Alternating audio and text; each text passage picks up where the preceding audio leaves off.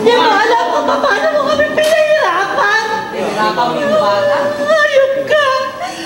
Galit na galit ang mga kaanak ng maglolang sina Sylvia Castilla at Cyrene Margaret San Pedro nang makaharap nila ang pumatay sa mga ito na si J. Vincent Mamerto. Alas 6 ng umaga nitong Lunes ng looban ni Mamerto ang bahay ng maglola sa Plaridel, Bulacan. Ayon sa suspect, lumaban ang mga biktima kaya niya nasaksak at napatay. Sugatan din ng kapatid ni Cyrene na inoobserbahan pa sa ospital ngayon at tila na trauma. Hindi na itinanggi ng suspect ang krimen. Nakunan pa siya ng CCTV na tumatakas mula sa crime scene. Dumaan pa raw ang suspect sa burol ng mga biktima. May sugat sa braso ang suspect na mula umano sa mga nanlabang biktima. Nakuha din sa kanyang pantalon na may mga bakas ng dugo ng mga biktima. Sana mapatawad niyo po ako. Pinagsisisihan ko na po yung mga ginawa ko. Sana mapatawad niyo po ako.